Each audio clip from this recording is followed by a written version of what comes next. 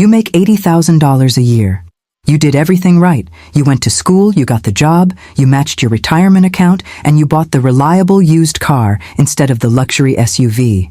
But right now, you feel completely broke. You look at your bank account at the end of the month and wonder where it all went. You turn on the news and hear financial experts saying the economy is booming. They say consumer spending is resilient. They say everything is fine.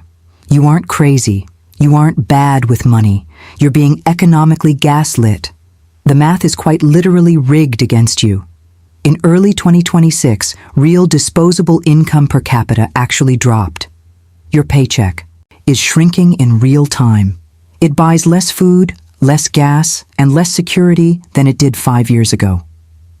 Today, we're going to look at the exact reason why the middle class is suffocating and why the advice to just save more money is mathematically dead.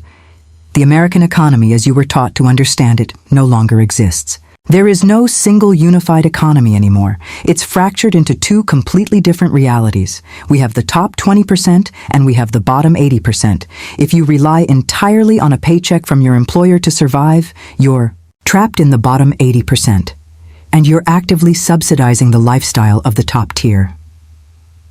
Look at the data from the Federal Reserve. The top 2 income quintiles are driving over 60% of all consumer spending right now. The top 20% of households hold nearly 72% of all wealth in this country. When the news tells you the economy is doing great, because spending is up, they aren't talking about you. They're talking about the wealthy liquidating massive stock market gains and buying real estate in cash. The system is split. You're playing a wage game in an economy that only rewards asset holders. For years, financial gurus told you that if you just budgeted tightly enough, you'd build wealth. But you've already done that. You already cut back on the streaming services. You stopped eating out. You switched to the cheaper grocery store and started buying generic brands, and it didn't work. It feels like a frugality illusion. The reason it didn't work is that you can't budget your way out of structural inflation. Your core fixed living expenses are surging, and skipping a $5 coffee doesn't fix a $500 increase. In your property taxes, the proof is right there in the savings rate.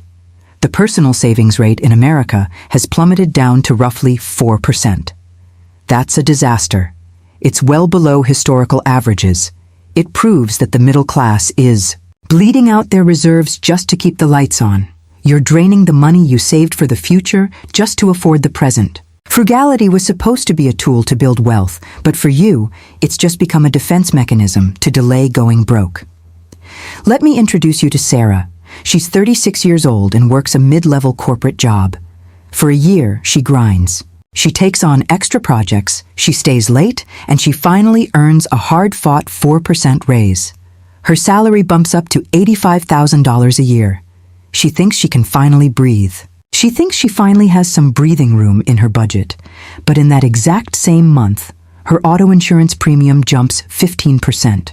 Her local government recalculates her property taxes, and they go up. Her utility bills spike because of grid updates.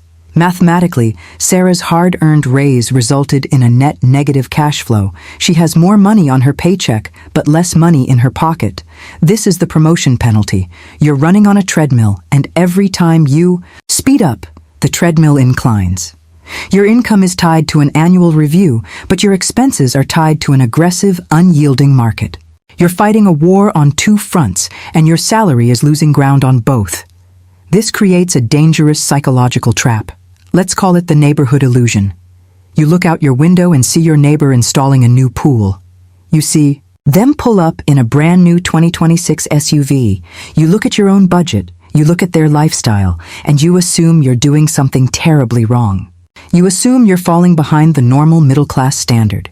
You try to replicate their lifestyle by squeezing your own budget even tighter. But here's the brutal truth.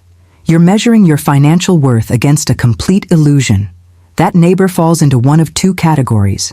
Either they're in the top 20%, cashing out tech stock gains to fund that lifestyle, or they're in the bottom 80%, financing that SUV into complete financial ruin. Right now, a record 111 million Americans are failing to pay off their credit card balances in full every month. Let that sink in. 111 million people. 60% of them have carried a balance for over a year. That new car next door is an illusion funded by 22% interest debt. This is why the traditional advice to just save more money is entirely dead. The old rule was simple. Clip coupons, live below your means, and put 10% of your paycheck into a savings account. That advice worked in 1995. It's toxic advice today. Saving money is a purely defensive strategy. In an economy structured like ours, shrinking your life to fit a shrinking dollar guarantees that you'll quietly slide into poverty. You can't outsave an economy that's structurally designed to devalue your cash. When your core survival expenses go up by double digits, but your high-yield savings account pays you 4%, you're losing money every single day. You're actively losing purchasing power. Every dollar you leave sitting in a bank account is a block of ice melting in the sun. Frugality without investing is just organized poverty. You have to stop playing defense. You have to stop trying to shrink your way to wealth. It's time to play offense. To survive this, you need a completely new framework. I call this the 80-20 escape protocol. It's a ruthless, three-phase system designed to shift you from being a defensive wage earner to an offensive asset builder. Phase 1 is the fixed cost autopsy. Stop tracking your $5 coffees. I don't care about your coffee. I care about the systemic, structural leaks that are draining your liquidity. We need to perform an autopsy on your recurring bills. Call your auto insurance provider right now and aggressively shop that rate. Refinance or destroy high-interest consumer debt. Cancel the zombie subscriptions you forgot you had. The goal of Phase 1 isn't to make you feel guilty about small joys. The goal is to slash the massive, bloated fixed costs that the corporate machine relies on you ignoring. Every $100 a month you free up here is oxygen. You must reclaim your baseline cash flow before you can make any real moves. Phase 2 is the wage-to-asset bridge. This is where everything changes. You take every single newly freed dollar from Phase 1 and you build a bridge.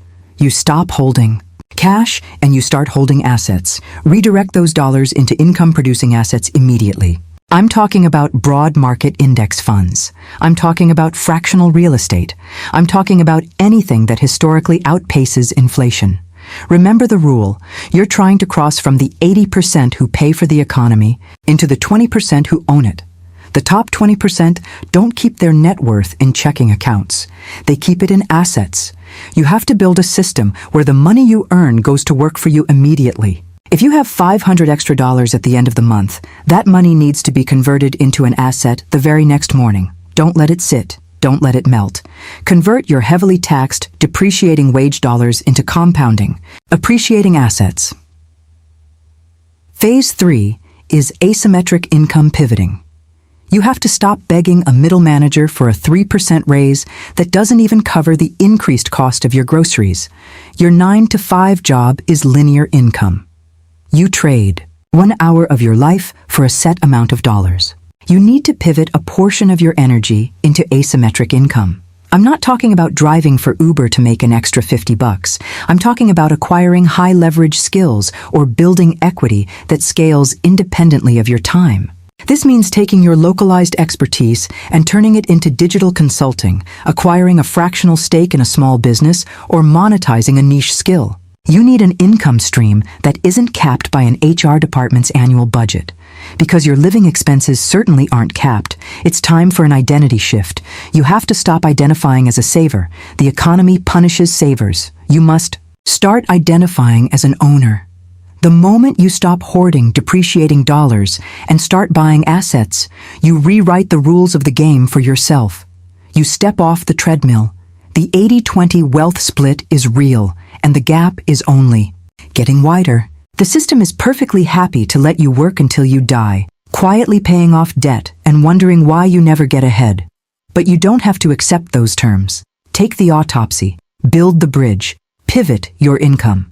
The choice to cross over to the other side is yours.